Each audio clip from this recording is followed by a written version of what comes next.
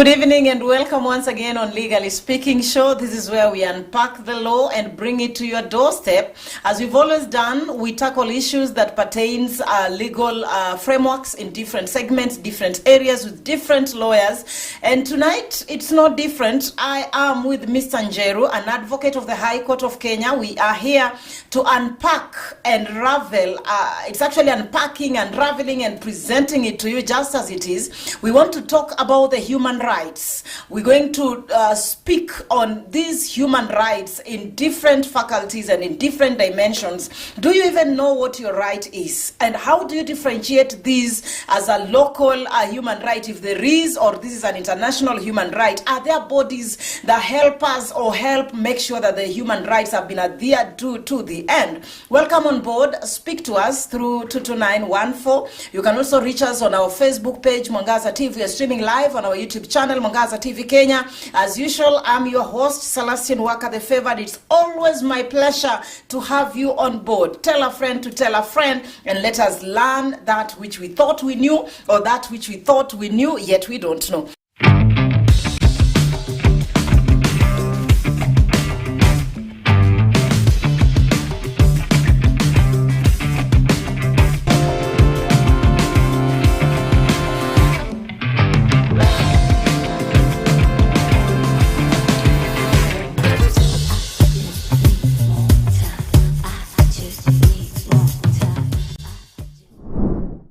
Welcome on board, my very good friend, and I also love him the most. I like him because he is a minister of God, which is one thing. There's a day someone asked me whether a pastor can be a lawyer. Maybe yes.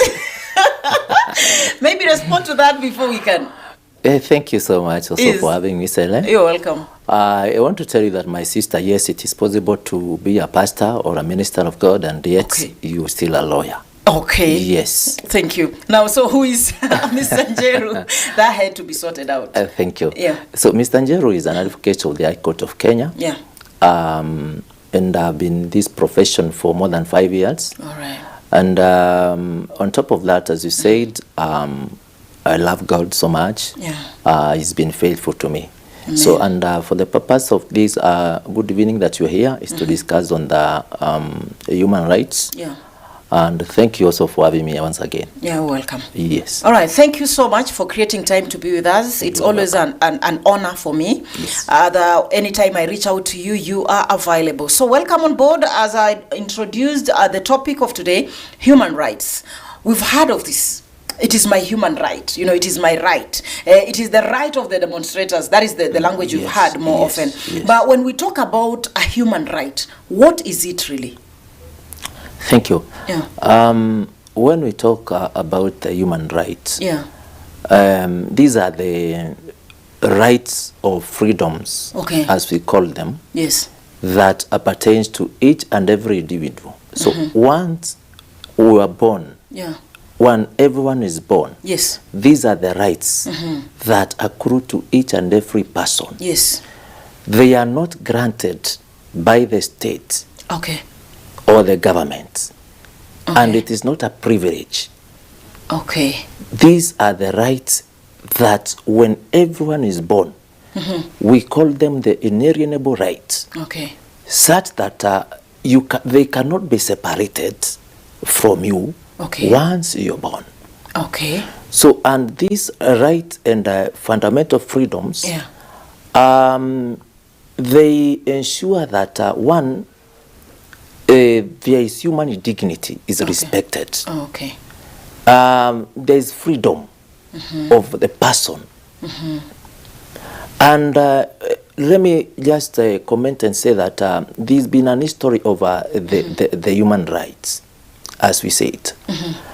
In ancient times, you saw there were so many atrocities that were committed against the people. Yes. And there are so many abuses on the human or person himself. Yeah. Such that even when it came to the death sentences, they were so cruel and they were so inhuman. Yes. And this prompted in the year around 1215 there was the famous Magna Carta, whereby this charter was very instrumental in ensuring that the monarch, as it then was, the kingdoms, yes, the kingdoms, yes, such that there was limitation on whatever they would do, because at that time the feudal lords or the monarchs, they were the total, or they practiced what we call the authoritarian rule. And people found it wise that this charter is going to ensure there's freedom, and ensure that the liberty is guaranteed, and the freedom of the people is mandatory. So from 1215 BC all the way we go to, there are so many things that happen and all that, and we know about Holocaust, we know about the Second World War. Yes. So on the history of the human rights, we see that after the Second World War in 1945, yes, that is where we see now the agitation, because there was widespread abuse of human rights. And we remember in 1945, it is when the American warship bombed a place called Hiroshima and Nagasaki, yes, with the atomic bomb. And there was so much cry, and there was so much anguish in the world. So in 1948, the UN General Assembly, by then, it was on 10th of December 1948, where they now came up with a charter, which we now call the Universal Declaration of Human Rights. And in that charter, it is well stated that human beings, they are born free. So one, it is going to realize that everyone is born free. Yes. No one is born in chains. Such that even when that right is taken away from you, when you are, for instance, incarcerated, or when you are in prison, yes, it is a limitation on your right, because everyone, according to the Universal Declaration of Human Rights, is born free.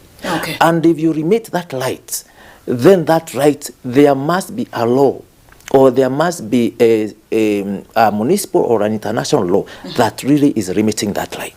So we can say that the law came in to help regulate and make sure that human rights were being adhered to. Very true. Yes.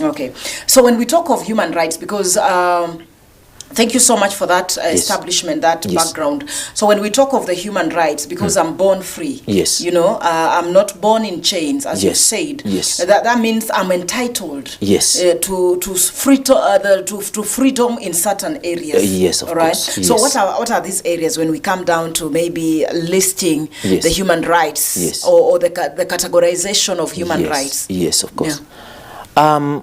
What I may say, there are those we call now the fundamental rights and your freedom. They are very fundamental. And fundamental means? Fundamental. These are they are key. They are key. Very important, major. And as I've said, there's on the Universal Declaration on Human Rights that was adopted in 1948. It has 30 articles. And in those articles, they are the rights that each and every, let's say, a country adopts either in its municipal laws or their constitutions. And these are like the guiding light of us when it comes to the municipal laws. For instance, there is right to life. Right to life is a fundamental freedom. But I may want to inform our viewer that this right to life, it is a right that can be limited. It can be limited? It can be limited. According to the right to life as in our Kenyan context or Kenyan law, is guaranteed by Article 26 of the laws of Kenya. And the article continues to say that this right shall not be violated at all, except as per the law or as per this Constitution of Kenya. Okay. What does that mean? It means that there are instances when that right can be limited. For instance, when one is convicted of offenses that, for instance, are in the penal code that calls for death sentence. Death sentence, yes. That one is a limitation. Okay. Because you see, there are around 4 offenses. One, it's if you commit murder. Okay. If you commit murder, there is also treason. Okay. There is also the robbery with violence, and other offenses. Yeah. Really like taking when you are ordering people. Yeah. It's an offense also that can warrant death sentences. Okay. So that is when your right can be to life can be limited. Okay. So we are seeing instances here in Kenya where there is human rights abuses. Yeah, true. Such that you have not been convicted. You have not even been taken to court. Yeah. But yet that right is taken away. That right is taken away. Yeah. We've seen where there is a extrajudicial killing. Yes. And extrajudicial killing, which is very rampant in Kenya today. Yes. Sorry to say, it's a machinery of the state to just silence so that your rights are trampled upon and you have no voice silence for your it. voice. Yeah. So it is mandatory that the government of Kenya respect these rights because they are fundamental. Unless there is a law or our constitution really limits that right. Before we move on to the next human right, yes, what can be done in such cases where this right has been infringed on or someone's right to life has been taken away, especially with higher institutions, now like the government or our security agencies? Is there a remedy for this? Is there something we can do? Thank you. For instance, you've seen people during the demonstrations. Yeah. People have died. Yeah. People have been shot. Yeah. And recently you heard that even our Interior Cabinet Secretary says that once you approach a police station, you just be shot. And also now so we want to be reporting cases. We be reporting cases. Yeah. So you can imagine if at all it's just you use the word approach. Yeah. If you just regardless approach, regardless of what you're going to do, whether you're passing by, like the one here.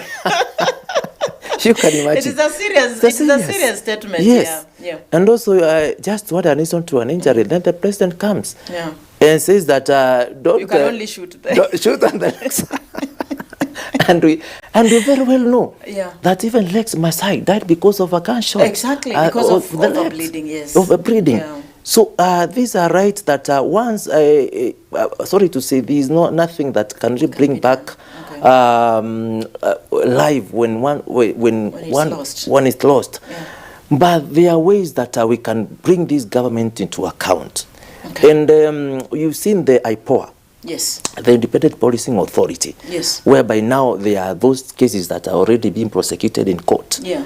And we saw the other day some officers trying to defend themselves and even say it was a case of my mistaken identity. It wasn't me. It wasn't me. Yes, and we very well see. Yeah. So what you're saying is that one, there's still a recourse when one violates these rights. Okay. Once, because everyone is governed by the laws of Kenya and no one is above the law. That is why the Constitution says that this is the supreme law of the land.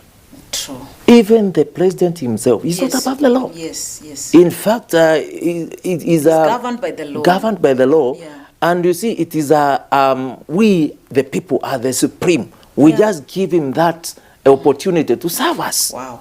So that is what the Constitution says, that the Constitution of Kenya is supreme law of the land. And we, the people, we are the ones that have the power. Yeah. It's only that now this power is governed through the democratically elected officials. Which one of them is the president as the custodian? So he's the one who is the back stops at him if anything on in terms of these rights being trampled upon or being infringed upon the people of Kenya. The back stops at him. So that's why we are saying one. we use the machinery, the IPOA, which is an independent authority that really we've seen, though it's trying, but I will mean to say it will take us quite some time. And it doesn't have those we may call them teeth as per se. But we are seeing them trying. There is goodwill, and we've seen some instances where they've been unable to prosecute. Why? Because of lack of evidence. The evidence that is supposed to be produced by the evidence is, the police are supposed to produce that evidence themselves. For instance, you saw the guy was shot in, was killed in the police cells. Albert, I think Albert Ojwang was killed in the cell. Who is supposed to provide the CCTV footage? Our security agents. The security agents, and we are investigating. But surely, how do I give evidence against against myself? It's a challenge. You see, it's a challenge. It's true. So we are facing a challenge in a way that, and we've seen at times even they are considering evidence themselves. We saw that they shot somebody even in the demonstration. Then they pulled them away. They go even remove the bullets so that there is no evidence. So we may say that, yes, there is goodwill on IPOA to investigate. But those investigations, at times they don't result in convictions because there are some gaps that the machinery or the security ensures that there are some lapses. Which now IPOA is not able to fill. But all in all, we are trying. We are trying. We are headed somewhere. We are headed somewhere. All right. I don't want us to move from that right to life. There are cases where in the aspect of medical field, you realize that sometimes doctors can can perform abortions. And there are times when they will tell you the mother was in danger. Does the law give room for such faculties to either infringe on this right of life? Very well. In Kenyan context or in Kenyan law, and the constitution of Kenya is very clear that conception, that life begins at conception. Exactly. But then there are now a limitation or a qualification such that where now the mother perhaps is in danger when is giving birth, or even the child, the fetus, when the fetus is in danger. And this one, my sister Celestine, has to be recommended by a qualified medical doctor. Not just anybody. So you cannot just go to any quack clinic and or anybody that performs those illegal acts or abortion and claim that my life was in danger. No, that's a criminal offense. So it is a limitation such that when really that a doctor says, unless we do something here as a matter of emergency, then we may lose them both. So it is allowed by the Constitution of Kenya. Yes. Wow, we are still in Legally Speaking. Here we are trying to unravel what human rights are. We've actually tackled just one right, that is the right to life. And continue speaking to us through 22914 Facebook page, Mwangaza TV, and we equally stream on our YouTube channel, Mwangaza TV Kenya. I'm with Mr. Njeru, an advocate of the High Court of Kenya, and we are here to bring the law at your doorstep. Let's go to the second right. Thank you. I may want to go to the rights that cannot be violated at all. As we said, the right to life is a right that can be limited or violated at times.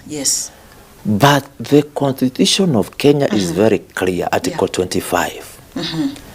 There are those rights that cannot be violated. And one of them, we shall discuss around 4. One of them is that you are supposed to have freedom from torture, from cruel and degrading human treatment. Those ones should never at any given time be violated. freedom Okay. from torture, Okay. cruel and degrading human treatment. In every sphere of your life, whether you are in prison, as we saw the other, people have died in prison. Yes. Yes. People have died in those remand areas. And even mental hospitals. Even mental hospitals. Yes. We've seen even people dying of recent, even in Kenyatta Hospital. We have a case right now of a young man who was poured with acid. In an hospital. In an hospital. Yes. So we are saying that no, at any given time, you should be protected from torture. You should not be tortured. And you remember a while ago, there was now the Nyayo torture chambers. Yes. Whereby people were taken through all kind of degrading human treatment. So where was the law when this was happening?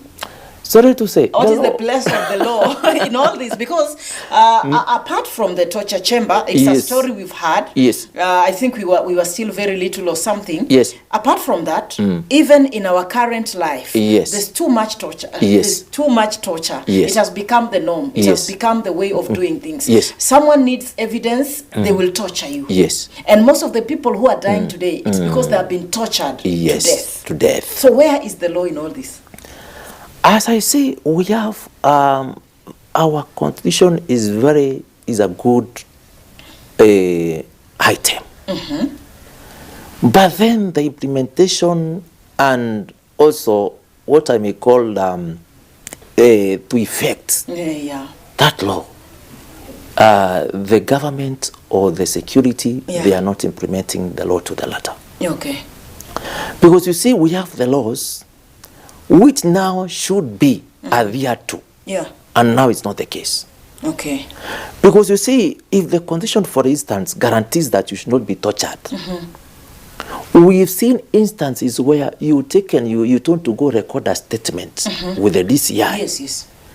And for you to, if you're told, for you to confess, they want you to confess. They exert pressure on you. Yeah.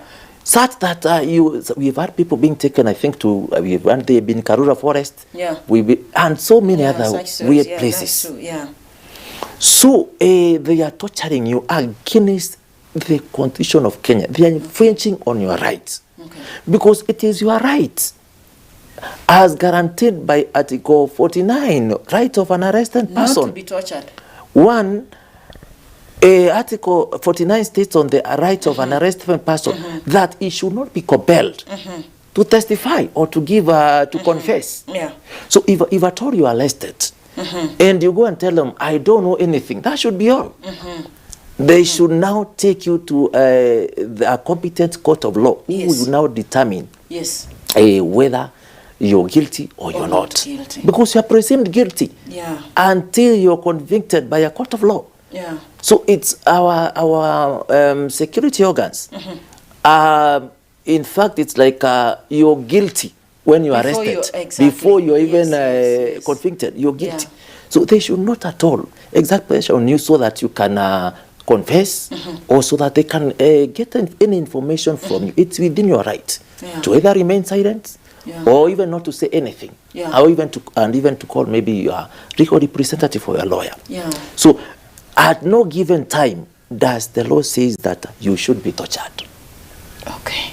There should be a torture. Even when you are in prison, it is just your freedom that has been curtailed. Yeah. You cannot see the outside world. Yeah. But all other freedom are there. They are guaranteeing that you are not supposed to be to face any cruel, degrading, or any inhuman treatment at all. Wow. Yes. When we come back, there's something I really want you to respond to. But thank you so much for keeping it here on Mwangaza TV in the Legally Speaking show. And I am with Mr. Njeru, who is presenting the law at our doorsteps, as I've always told you. I want us to take a short break. We'll be back. Please don't go away, because there's more that we have preserved for you.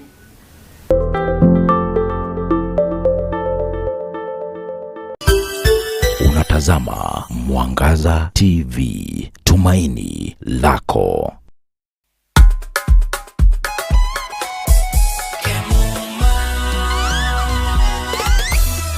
Ukitaka mali safi kuja Kemuma, CCTV utapata Kemuma, mulika mwizi electric fence utapata Kemuma, automatic gate utapata Kemuma, fire system, alarm system, fingerprint hapa, automatic gate, mali safi, kila kitu ya security ni Kemuma. Tumetambulika Kenya nzima Kemuma.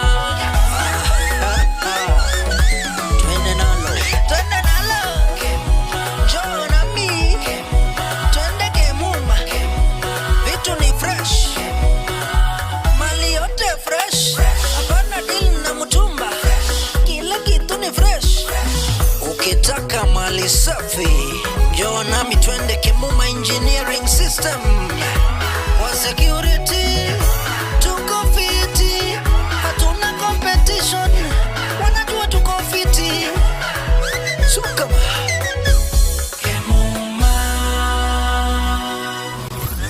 Kemuma Engineering Systems.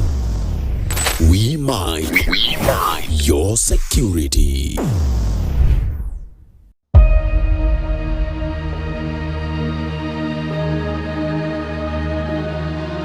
Unapozungumza kama mtazamaji, tunakusikiliza na ndiposa sasa tunakuletea neno la kiunabii, mafundisho ambayo yanakupa mwongozo wa kimaisha, matendo makuu ya Mwenyezi Mungu ambayo yataijenga imani yako.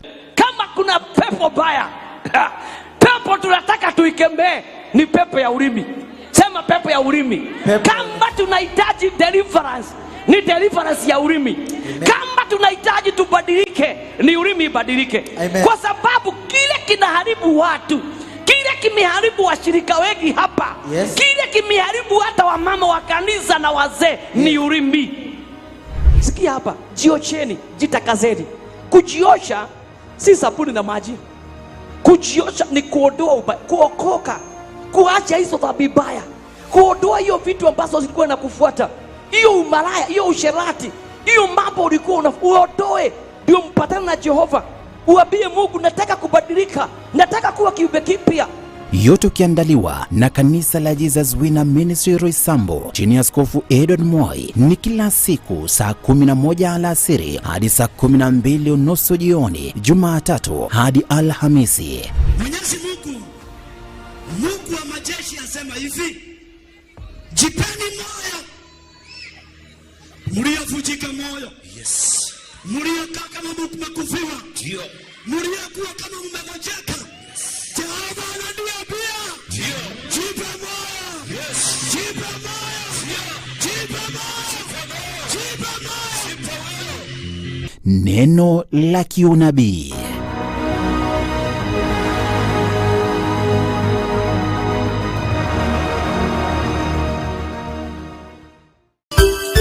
Unatazama Mwangaza TV, tumaini lako.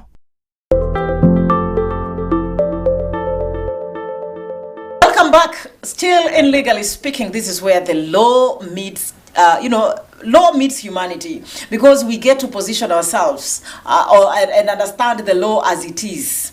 Now, before we took the break, we were actually talking about the human rights, and we have actually handled just one or two.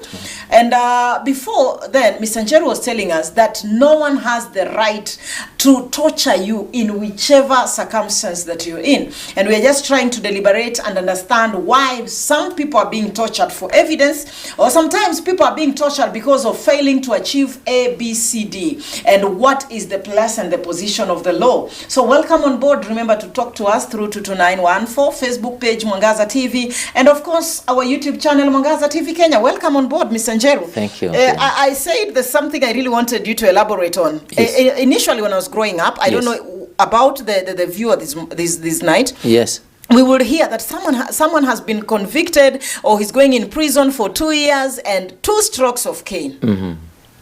Yes. Wasn't that part of torture? Yeah, it was. Okay. Yes, it was. But that was true. That was true. Okay. Initially, and some few years ago, that was the norm. Okay. You'd hear that one has been sentenced to prison. Yes. With either 2 or 3 strokes of cane. And then that thing was cruel. It was a torture in a way. Okay. It went to mental anguish and it really brought a lot about the human rights, yes. Abuse and violation. Yeah. So, and you know, our Kenyan constitution states that every general rule or application that forms part of international law, by a promulgation of this constitution, and that is the year 2010, it became part of the law of Kenya. Yeah. And we know very well that torture, cruel and degrading human treatment, as we said, as per the African Charter on the People's and Human Rights, and there's also a treaty that we call the International Covenant on Civil and People's Rights. They are very categorical that no human being should be tortured or face any cruel or degrading human treatment. So the same has been abolished, whereby now there are no those strokes in our Kenyan prisons, because it amounts to torture.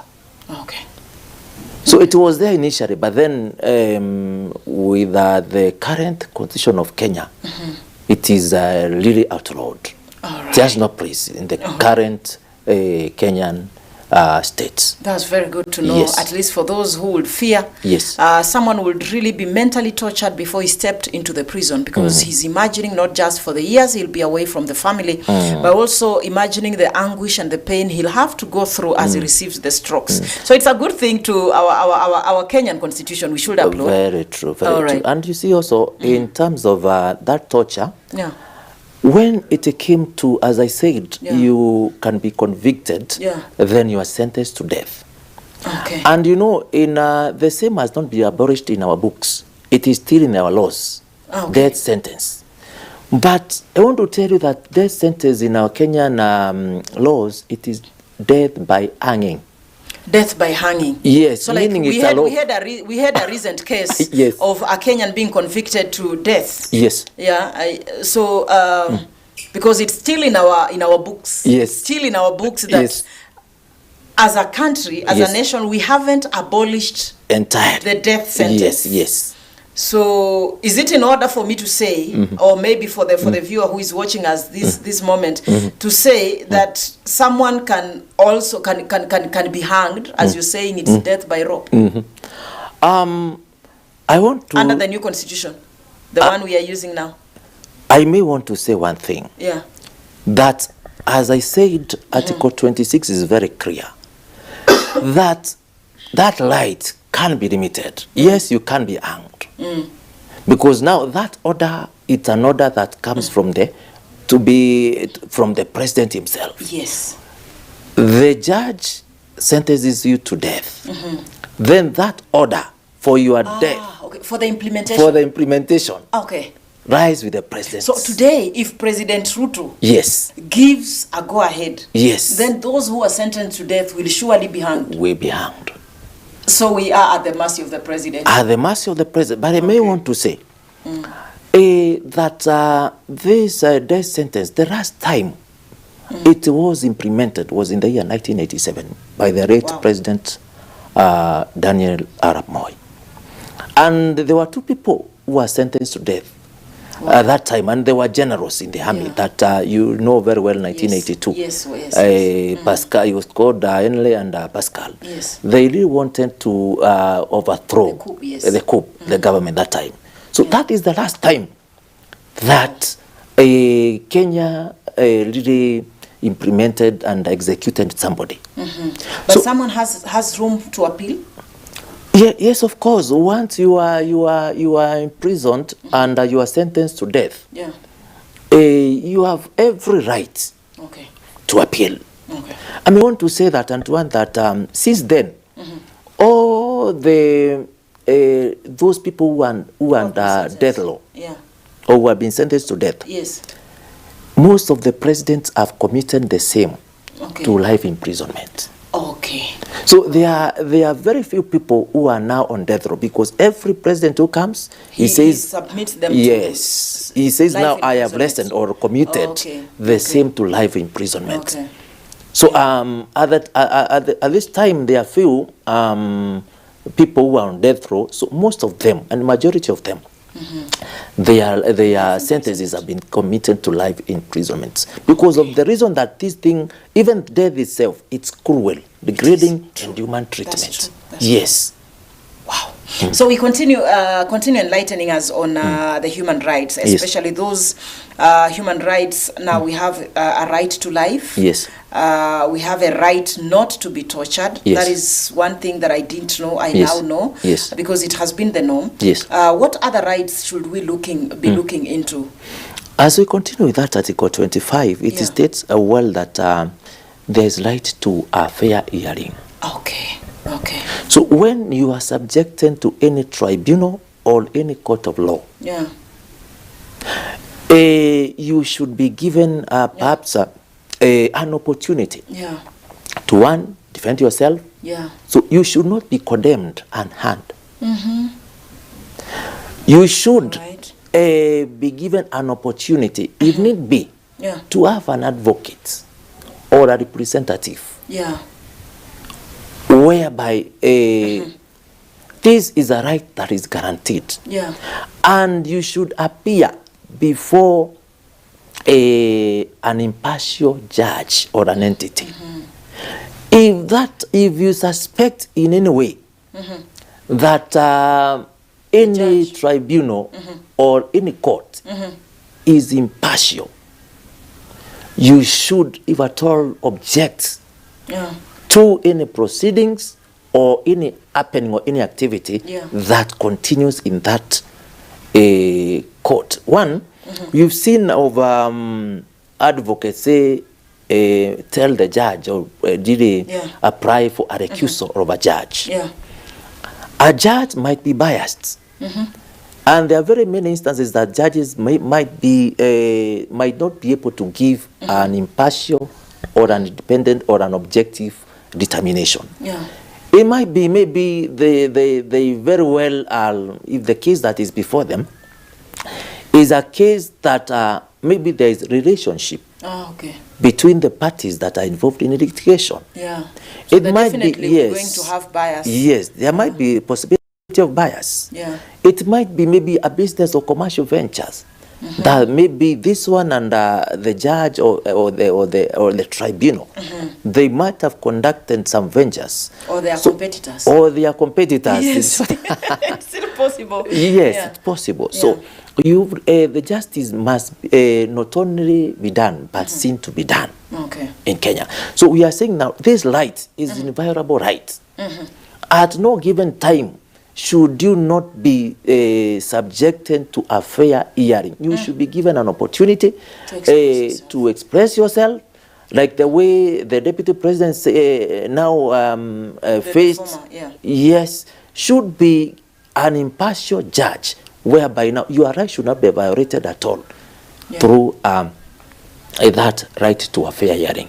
All right. It should not be limited in any way, whether in any judicial or quasi-judicial tribunal. All right. It should not be limited. Okay. Yes. Now, we've had cases, not just in Kenya, it's Yes. something that we see happening globally, Yes. of people choosing, streamlining themselves with a certain religion or a certain faith. We've had people say, I don't believe in God. Others will say, I am Christian, I'm Islamic, I'm Hindu, and such. We've even had people now that is on an international platform Yes. where someone says, whether I believe in God or not, I am married to a fence and Yes. things. How far is this a right? Is this a human right? And if it is, how far should it go? This one we call the freedom of worship. Okay. Freedom of worship in Kenya is guaranteed. It is guaranteed, yes. It's guaranteed. Yeah. That is why there was so much Rabaru and people really wanted to know, because we understand there is a church that is being constructed now in State House. Yes. Yes, it was there before, maybe we didn't know. Yeah. But now that it was brought in the public limelight, everyone now want to know, because we are Buddhists. Yeah. Can even can we also come and direct, or can we come and worship? You see. It's true. So Kenya is whereby there's freedom of worship. Yeah. There are those that worship. They are maybe they are atheists. Yeah. They are accommodated. Yeah. You are Christian. Yeah. You're accommodated. Yeah. You're Muslim. Yeah. You're still accommodated. Yes. You are Buddhist in Even Kenya. devil worshippers, they have a church. The other day we were told they have failed to pay rent. Yes. So it's still The there, right? Freemason. Okay. The Freemason. Are they extremes? What I may say is that they are extremes. Okay. And you see, now that is where now the government comes in. Okay. Because you saw the other day there was the Shakahola. Yes. Which now dust has not yet settled. Yeah. And it's whereby you see, it's like you've really, through your doctrines, you've taken people in a way that somehow you've indoctrinated them such that their free will has been taken away. Yeah. Whereby we saw people are convinced that if they die, they are going while fasting. So, yeah. They are going straight to their maker. Yeah. And they were told, now we are beginning with the children, let them fast. Then after that fasting, when they die, then yes. So there are those extremes in worship. Yeah. That and that is why we saw Mutafa Musimi, they really had came like with a tribunal to really look on those issues and say, can there be a law that can really limit or can guide and govern the limitation or the right of that worship? So in a way, and also you've seen in some other denominations, we've grown up knowing that there are people who don't go even to the hospitals. Yeah, that's true. I think there's one in our place, I think it's called Kafonokia. Kafonokia. Where's Kafonokia? No, it's a denomination. That's a name. That's a name. I need to do research on that. So it's got it, but there's also one in, I don't know, in Nyanza region also. Yes. It actually made news. Yeah, where members don't go to church and they just die. But then how will I be able to prove that you as Mr. Nyaga, the lead of that church, took away my free will to make decisions? Yeah, that is why now, you see, it is very hard to really prosecute these people. Yeah. Even when it comes to now the Shakahola. Even the Shakahola, it's, yes. It is now hard to determine, did you do it out of your own volition of free will? Or are you coerced? Because if that person is called upon, and most of them were saying, I did it by myself, I really want to fast. Yeah. There's no one who forced others me. Were even refusing yes. Yes. So it is very hard to prosecute, because now, and you know, in Kenyan context, or in Kenyan, the burden of proof in criminal cases, it is beyond any reasonable doubt. So you really have to prove beyond reasonable doubt. Okay. That this person, there was what we call now the mens rea, or the intention of that person to make sure that these people died. So you have to prove. Yeah.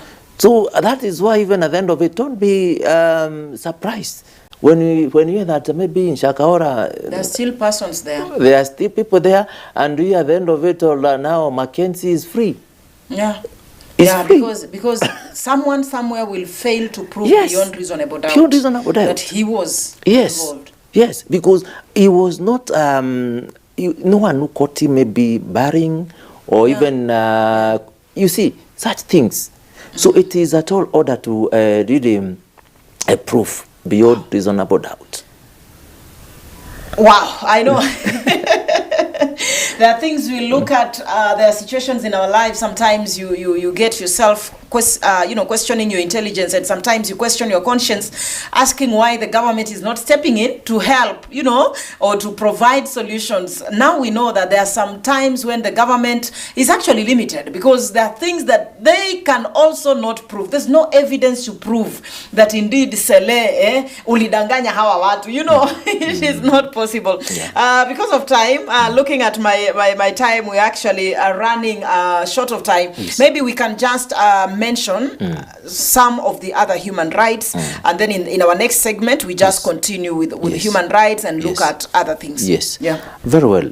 There are so many rights that each and every individual is guaranteed. Yes. One of them we saw the other day, that there is a right to assembly, Article 37, that is assembly, picketing, and to demonstrate. Yeah. That is a right that is guaranteed in our Kenyan constitution. Yeah. There is also right to dignity and a human person himself, whereby you as a person, you should be respected. Your dignity should be respected. Yeah. In a way that even when you are arrested, or even when you are missing, as the Angoi, I think there was one who was missing for 7 days. Yes. There is that light that you should be given. You should have a dignity for the person, and that light, one of the other, which is not violable, is habeas corpus. And the right of habeas corpus is whereby when you are missing or when you're not found, the government should produce the body, which now we're calling the right of habeas corpus. Produce the body.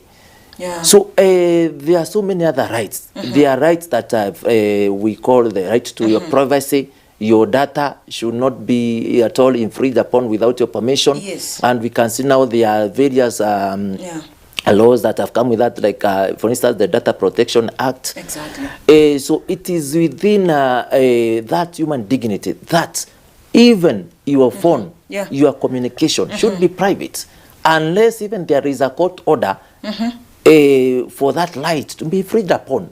And they have to prove to court that why they need to infringe on that right to privacy. Yeah. So there are various and many other rights that really are guaranteed by our constitution, which we shall delve into once, because there are so many. Okay, there are so many rights. There are so many rights. I think we will do this in our next episode. Yes. But for you, my viewer, we have actually come to the end of our today's episode. As I've always told you, this is where we present the law at your doorstep. Ask me why. Because if you have any question in regards to human rights, we are here to give you a solution. And always remember one thing: wherever you are working, you're at home, your rights walk with you. You have to stand up and defend them. And just make sure that you're not infringing on someone else's rights. Mr. Njeru, thank you so much for helping us unpack this, helping us understand. May the same Lord bless you and do you well. If you have any question in regards to human speaking or any other interview we've ever done, or there's an area you feel like we really need to bring in the legal team to tackle, please don't fail to speak to us via our SMS line 22914. You can reach us out through our Facebook page. You can also hit my inbox, Celestine Waka the Favored, my Facebook page, or Celestine Waka. I will still get that, and then we are going to respond to it accordingly. And if you ever miss any of our episodes, our previous episodes, kindly pass by our YouTube channel, Mwangaza TV Kenya, or even sometimes our Facebook page. But then the Facebook page has so many things that are being streamed there. But for the YouTube channel, kindly reach out. You're going to go through what we've handled so far, and if you feel that there's something that you really need us to tackle, we are here to make sure that we do that. We're actually not done with human rights. We've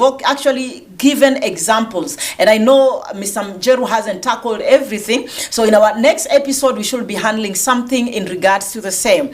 Don't go away. When we need you, every Monday 7:30 p.m. This is the Legally Speaking Show, and I have been your host, Celestine Waka the Favored.